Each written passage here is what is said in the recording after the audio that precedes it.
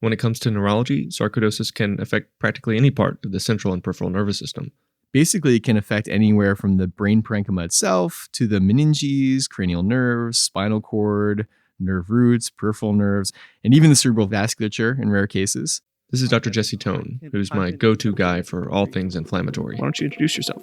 Sure. So my name is Jesse Tone. I'm an assistant professor of neurology at Cooper University Hospital and colleague of this gentleman here, James Siegler.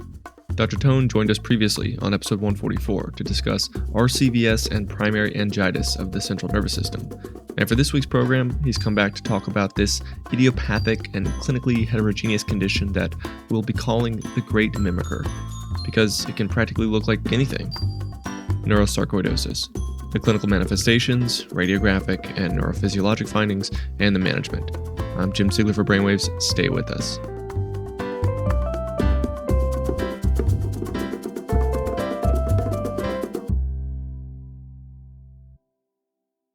I guess before I even ask any of these questions, how'd you become interested in sarcoidosis?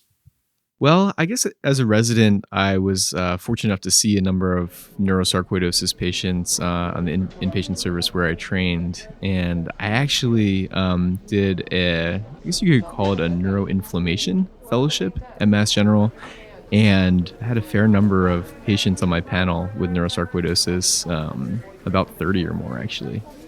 Dr. Tone would see these patients, complete the workup, as we're going to get into in a minute, treat them for sarcoidosis, which is kind of a two-phased approach, and follow them clinically to gauge their response to treatment. So I would consider sarcoidosis kind of the 21st century version of syphilis, the great mimicker of what we see in present-day neurology, and it can present from an isolated small fiber neuropathy or some very unusual patterns of intracranial lesions, as you're going to tell me about.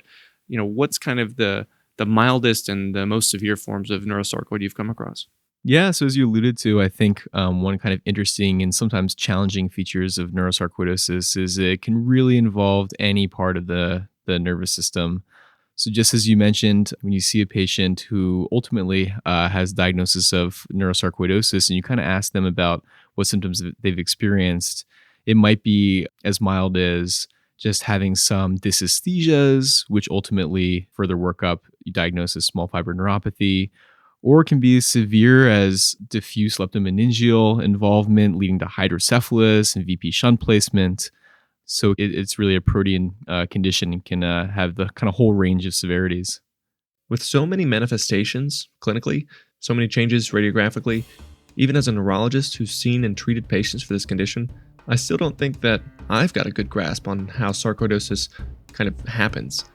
I mean, what is sarcoidosis? I asked Dr. Tone for his explanation. It sounds like a simple question, but actually not so straightforward of an answer, like a lot of things in medicine. So what we know about sarcoidosis is it's an inflammatory condition, and it's characterized really by its appearance on histology of non-caseating or non-cheese-like granulomas. Can involve multiple different organ systems, one of which, of course, is the nervous system. And it most likely has some degree of association with immune dysregulation and probably is an autoimmune condition more so than anything else. But like many other autoimmune conditions, the exact trigger or triggers that lead to the development of the condition are not entirely clear. There does seem to be a mix of genetic and environmental factors involved, including some specific genes that have been associated with sarcoidosis, as well as some proposed infectious agents and environmental toxins that may have led to the immune response, which ultimately goes on to lead to a chronic form of sarcoidosis. And from epidemiologic data, we know that patients with sarcoidosis have about a 5 times higher likelihood of having a first-degree relative with sarcoidosis, so likely genetics play a role there as well. And that certain ethnic and regional groups also have been shown to have a higher prevalence of the condition. For instance, in the United States, African Americans have about 3 times higher incidence of sarcoidosis compared to Caucasians. In Scandinavian countries, it's even higher. Together, these epidemiologic data support a predisposition to developing neurosarcoidosis. Some genes that confer a greater risk, and maybe like latitude or vitamin D levels in patients with MS, likely some ill-defined environmental triggers. It's quite rare, actually. We see it somewhat commonly as neurologists because we're basically have some pre-selection there with the patients we see, but it is a rare condition. Sarcoidosis is as a whole, and neurosarcoidosis even rarer. So to kind of give you a sense, the incidence in the United States is about 10 to 30 per 100,000 people with sarcoidosis. To give you a sense of that prevalence, multiple sclerosis affects 300 per 100,000, and stroke nearly 750 new events per 100,000 persons per year. 10 to 30 patients with neurosarcoid per 100,000 pales in comparison. But still, it's more common than conditions like neuromyelitis optica, which affects 1 to 4 Americans for every 100,000 of us. And the nervous system is affected in about 5 to 15% of patients with sarcoidosis, so overall pretty rare. You kind of mentioned some risk factors, but what raises your pretest probability that it's neurosarcoidosis? Yeah, sure. So a few things that I would say are kind of like high yield for neurosarcoidosis is one, involvement of other organ systems with classic findings of sarcoidosis. So hilar lymphadenopathy is a major one, and actually pulmonary involvement is the most common manifestation of sarcoidosis in general. Skin involvement is a close second. So if you see a patient that has either lupus perineo, which looks like raised violaceous nodules over the cheeks, the nose, and the ears, or erythema nodosum, the nonspecific rash of the shins, the knees, or forearms that's typically painful and very tender to touch, that might give you a clue that it's sarcoidosis involving the nervous system rather than something else. And perhaps on CT of the chest, abdomen, pelvis, you see lymphadenopathy.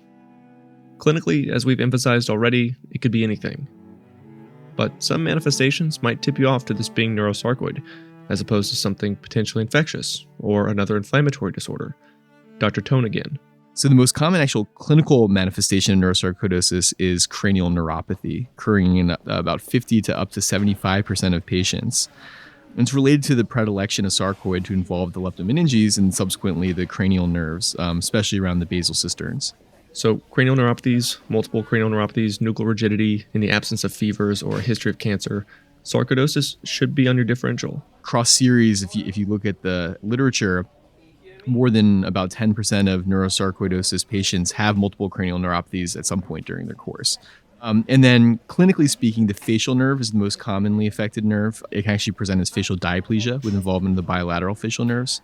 The next most common cranial nerve that's affected is the optic nerve in about 35% actually of neurosarcoid patients. And optic nerve involvement is seen actually even more commonly than facial nerve involvement on imaging studies.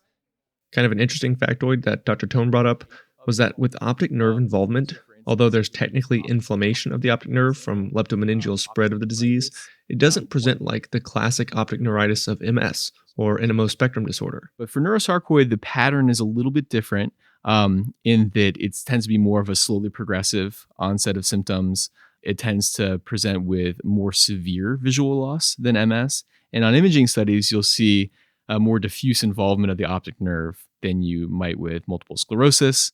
And with this pattern of enhancement, it can be faint or thick or nodular, maybe even with some parenchymal lesions or cystic changes, with or without communicating hydrocephalus because of the involvement of the arachnoid granulations. And vision impairment may be due to sarcoid even if there's no optic nerve involvement. Uveitis is possible, and not uncommon. Headache, seizures, or progressive focal deficits may also be symptoms which prompt you to image these patients. And one, I think, major thing that that might raise your suspicion for neurosarcoidosis is involvement of the pituitary and hypothalamus.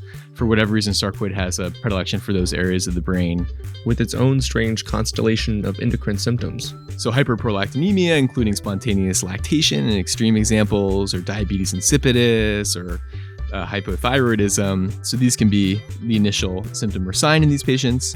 Moving down the spine, you might see a longitudinally extensive transverse myelitis, or the classic trident sign, due to the predilection of sarcoid to involve the posterior and lateral columns and the cerebral aqueduct. And regarding the radiculopathy, one feature of neurosarcoidosis, it's a little bit different from other conditions, is that the most common area for it to involve is the thoracic nerve roots. So the differential for thoracic polyradiculopathy is a little bit shorter than for other areas. Spondylosis is not as common in that area. So you're really thinking about things like neurosarcoidosis, syphilis, Lyme, cancer even. But it really does kind of narrow things down. As you know, making a diagnosis of a thoracic radiculopathy is very clinically challenging. Back pain is just too common. But maybe the patient has some radiating dysesthesias that go into the hands or the buttock. And with paresthesias or dysesthesias, sarcoid may involve more than just the nerve roots. If you see a patient that has a non-length dependent, painful polyneuropathy, it should at least raise suspicion that neurosarcoidosis might be involved. And Jim, as you mentioned, small fiber neuropathy is actually really, really common in neurosarcoidosis. Sarcoidosis in general, with some estimates of it being present in up to 40% of patients with sarcoidosis, either clinically or subclinically. The challenge here being that a patient may come in with pain or tingling, a normal EMG or nerve conduction study, and you make the diagnosis of a small fiber neuropathy, which has a laundry list of causes, sarcoid being only one of them. But rarely does sarcoidosis cause a small fiber neuropathy in isolation. You're more likely to find these other systemic manifestations, hilar lymphadenopathy, skin changes, central nervous system findings, when sarcoid happens to involve the small nociceptive fibers. Pathologically, when you get a skin biopsy, you see that the density of these nerve fibers is less than the first percentile for that patient's demographics. With such a variable presentation, and in the presence or absence of these other findings, it can be a real challenge to make the diagnosis of neurosarcoidosis. But we have established some formal criteria, and Dr. Tone walked me through how he makes the diagnosis. So a lot of it is kind of putting symptoms and signs together, right, to form a diagnosis of neurosarcoidosis. There was actually updated diagnostic criteria published last year in JAMA, breaking down neurosarcoidosis into 3 kind of categories. So possible neurosarcoidosis, probable neurosarcoidosis, and definite neurosarcoidosis. The one feature that was common with all 3 of these was kind of this non-specific statement, which is, and I'll just read it just so you kind of can hear it. So the clinical presentation and diagnostic evaluation suggests neurosarcoidosis as defined by the clinical manifestations on MRI, CSF, and or EMG nerve conduction study, findings typical of granulomatous inflammation of the nervous system, and after rigorous exclusion of other causes. So basically, it's possible to have neurosarcoidosis because it looks like neurosarcoidosis and it's nothing else. Yeah, that's right. So, I mean, it's hard to say otherwise, right? Because it can have such protean manifestations. But I think a few of the things we touched on in particular can help differentiate it from other conditions. And then really differentiating between possible neurosarcoid, probable neurosarcoid, and definite neurosarcoidosis is all based on tissue, right? So that's going to be a major component to our diagnosis of patients with sarcoidosis. So possible neurosarcoid is basically there's no tissue, or the tissue did not show granulomatous changes consistent with sarcoid. Probable neurosarcoid is that there was a tissue biopsy, typically of a lymph node, but not of the nervous system, which showed findings consistent with sarcoid. And then definite neurosarcoidosis is when the tissue that shows sarcoidosis was of the nervous system. While it may be convenient to have tissue evidence of granulomatous changes in the central nervous system, there are going to be some times when the patient won't want an endobronchial biopsy, or a biopsy of a lymph node, or a brain biopsy, kind of for obvious reasons, right? In these situations, you may be stuck with a possible neurosarcoidosis diagnosis. Maybe it's sarcoid, maybe it's actually just some atypical multiple sclerosis, or it's tuberculous meningitis, or tertiary syphilis. How do you work this up? I asked Dr. Tone this next. So, I mean, you got a patient who comes in with multifocal cranial neuropathies or a longitudinal extensive transverse myelitis. What diagnostic approach do you take in those patients to rule in or rule out sarcoid? That's a great question, Jim. So first and foremost, the diagnostic approach I take is first obtain a very good history and also look for any kind of signs of systemic involvement, since sarcoidosis can involve multiple different organ systems. One thing that can be helpful is do a skin exam to look for findings associated with dermatologic sarcoidosis. You can see here that we're kind of repeating ourselves here, if only to emphasize these important clues, because neurosarcoidosis can be very difficult to diagnose. And then because the most common organ system for sarcoid to involve is the pulmonary system, get at least a chest x-ray. And actually, really, these patients where you're suspecting sarcoid, you should be getting a chest CT scan. Actually, some studies have shown that up to or even more than 90% of patients with sarcoidosis will have some characteristic lung findings that suggest sarcoidosis. And we'd get the CT abdomen and pelvis as well. Or if you're able to, a PET scan of the body can be more sensitive to look for systemic involvement of sarcoid. And if you find something that's amenable to biopsy, such as an enlarged lymph node, that can avoid having to sample the nervous system. And typically, sampling the central nervous system is done after you've done less invasive testing, like a lumbar puncture, which can be helpful for ruling in the diagnosis or finding other causes of a patient's thoracic radiculopathy or myelopathy. Most commonly, there's an elevated protein in about 3/4 of patients, and a little bit more than half of patients, there's a lymphocytic pleocytosis. In a minority of patients, they also have a low CSF glucose, which can distinguish it from some other etiologies. And like a lot of other neurologic, autoimmune or inflammatory conditions, actually oligoclonal bands and IgG index are not uncommonly elevated in neurosarcoidosis. Importantly, the CSF testing might rule out other causes of multiple cranial neuropathies, or rule out other causes of headaches or brain lesions not otherwise specified. A fungal meningitis or leptomeningeal carcinomatosis might also be in your differential, especially if there is hypoglycemia, the low CSF glucose Dr. Tone mentioned. Or if there's a transverse myelitis, maybe other ancillary testing could be useful, like imaging the entire neuroaxis.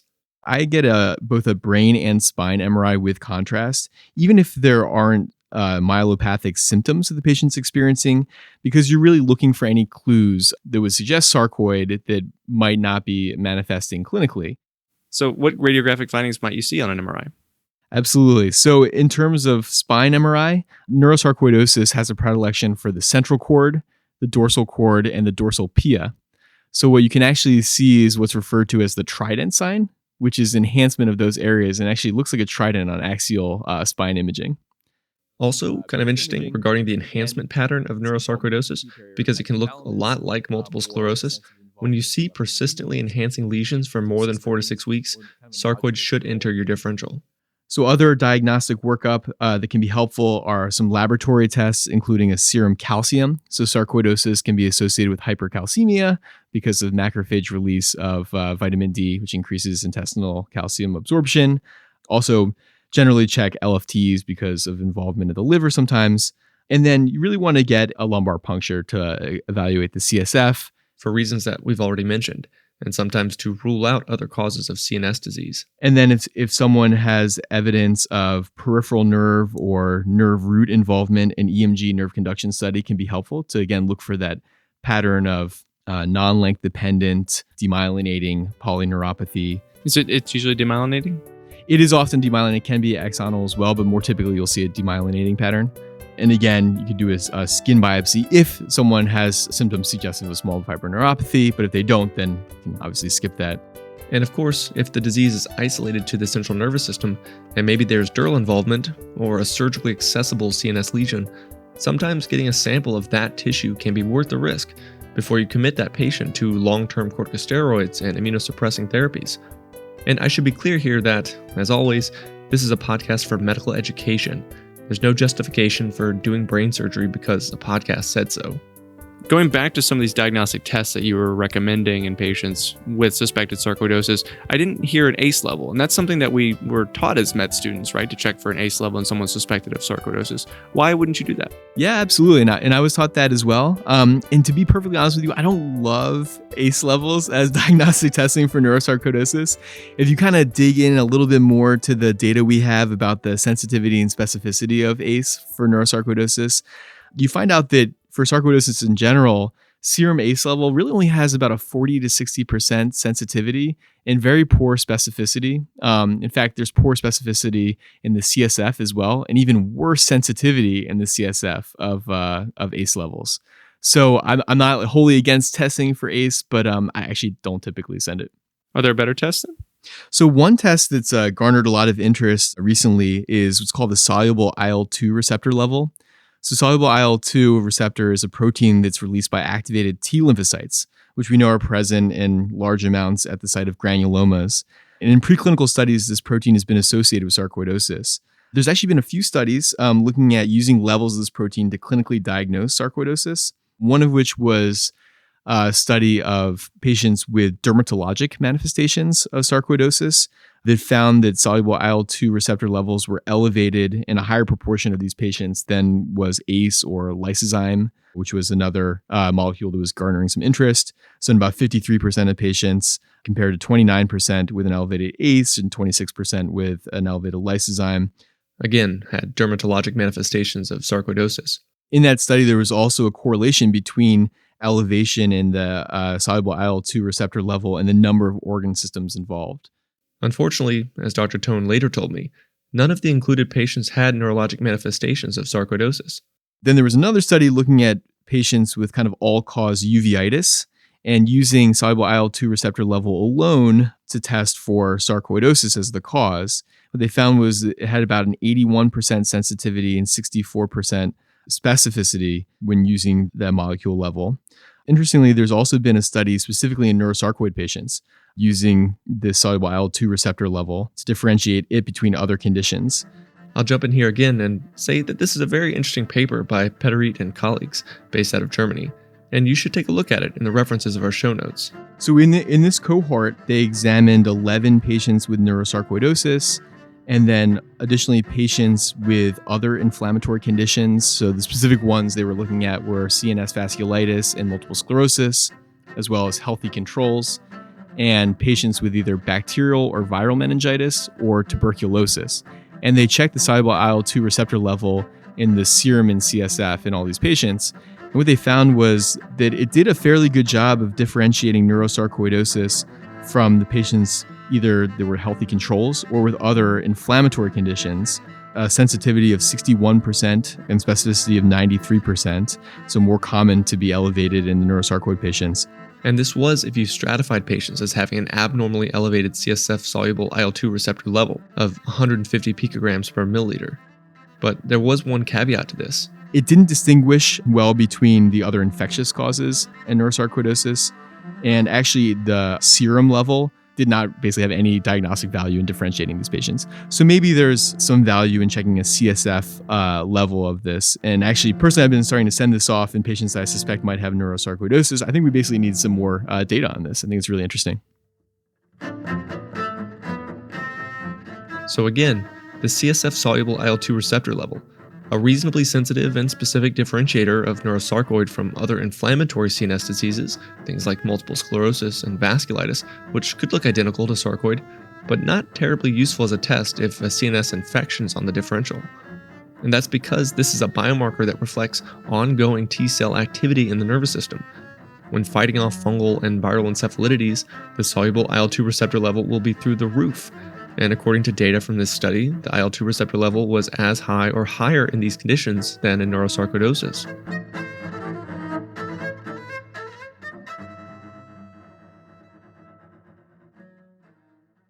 You gave me a lot of tests that we could do in a patient where you suspect they have neurosarcoidosis as long as they have systemic manifestations, but how many patients will have isolated neurosarcoidosis without any systemic findings? Yeah, good question. So in about 50% of patients who have neurosarcoidosis, a neurologic manifestation will be the first symptom. The majority of patients go on to develop, even in that setting, systemic sarcoidosis. So even in patients whose presenting symptom is neurologic, the majority of those patients will go on to develop systemic involvement from sarcoidosis.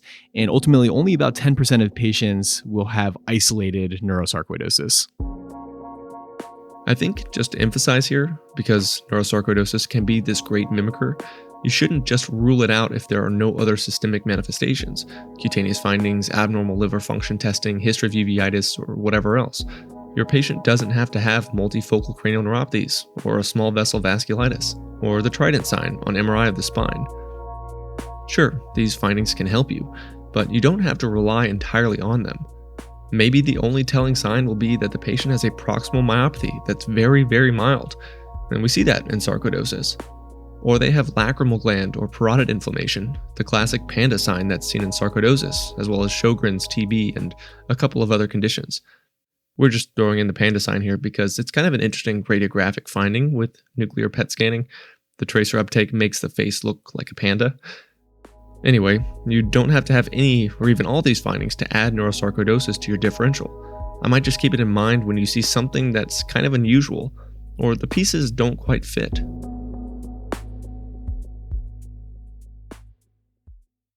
Before we wrap up our discussion this week, I asked Dr. Tone about how he manages patients with this condition, and you can think about treatment in two ways.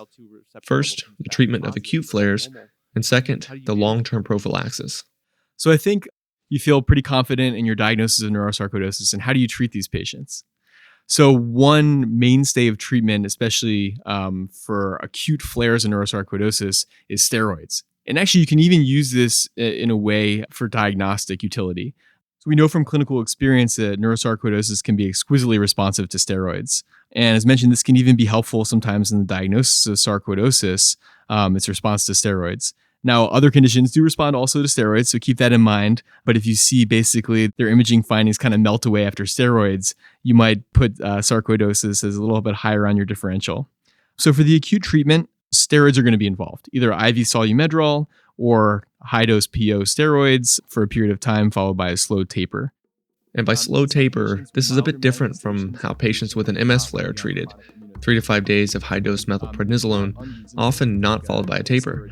But with sarcoidosis, maybe 20 to 60 milligrams of prednisone daily after that 5-day pulse. 0.5 to 1 milligram per kilogram per day of PO prednisone, tapering down by 5 milligram increments over several months, depending on the severity of the presenting symptoms. There are no formal guidelines for this. You might find in cases with a mild aseptic meningitis, a 2-month course is sufficient. But a longitudinal extensive transverse myelitis with severe paraplegia or multiple intracranial lesions, maybe in those cases a 6-month course might be warranted, while the second phase of sarcoid treatment is initiated, long-term prophylaxis.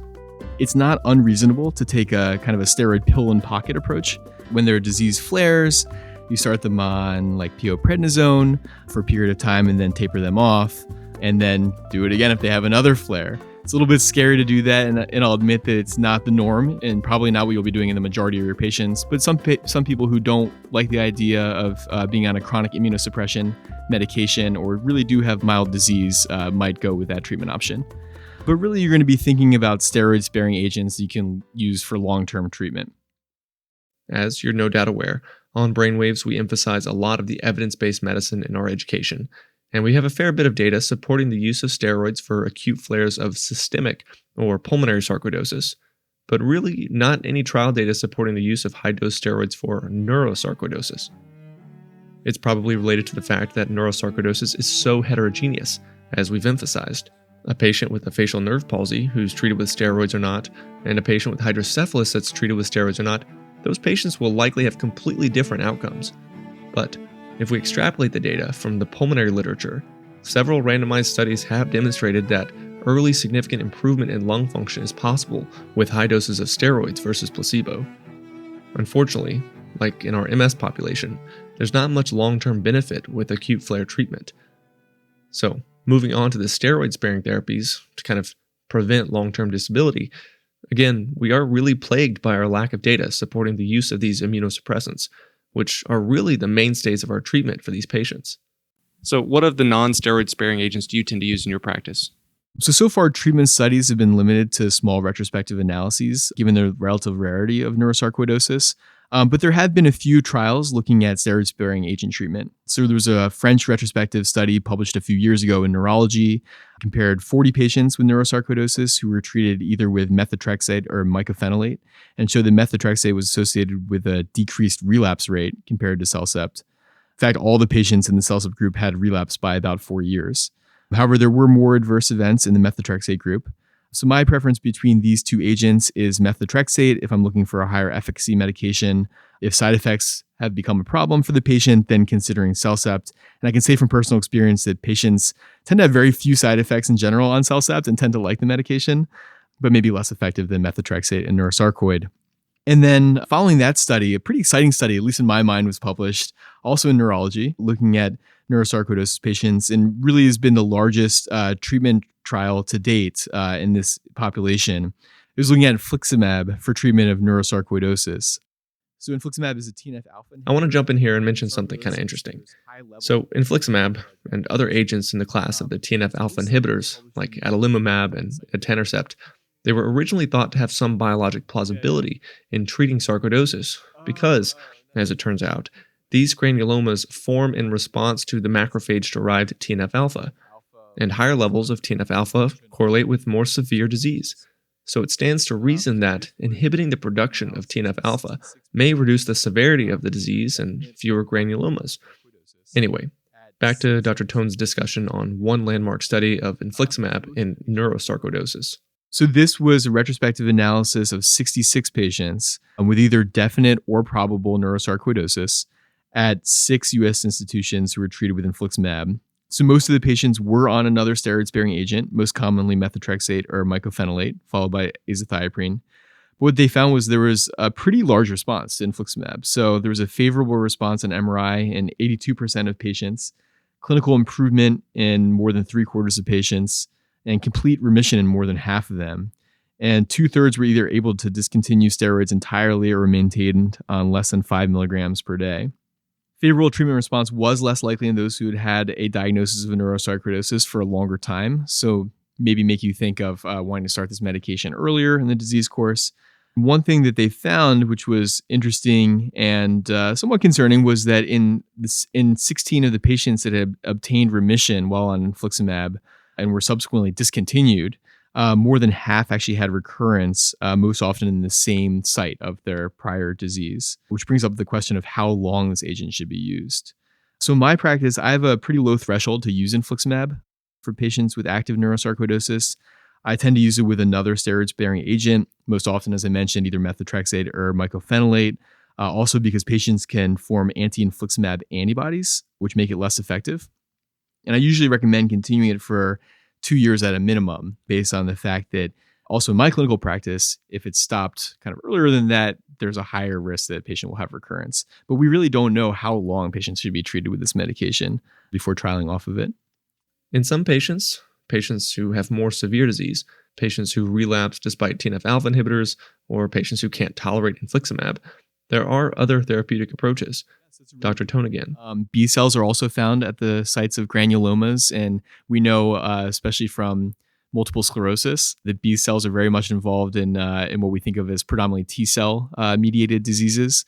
So actually, there have been a few very small series of patients who have had refractory neurosarcoidosis who have been treated with rituximab and have shown really good clinical response, including remission. Again, we have such little data on these patients. This is such a rare disorder, and I think there's a real need for prospective randomized trials. But I would consider using rituximab in patients who have refractory disease to infliximab.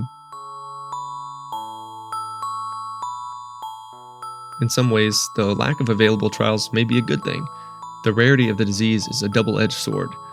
While it limits the power of a possible prospective clinical trial to test one of these agents, it also means that there aren't many people out there who live with this disease.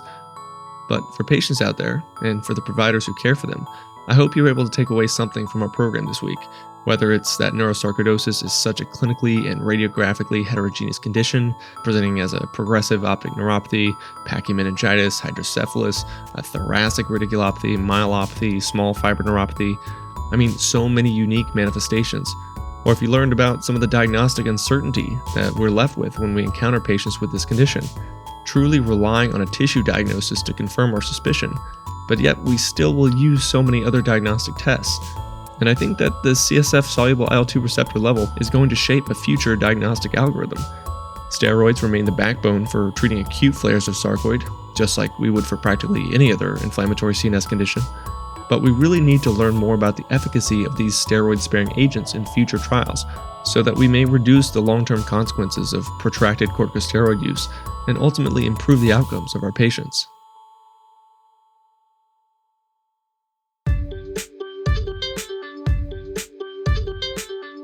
Thank you, Dr. Tone. I appreciate you joining me.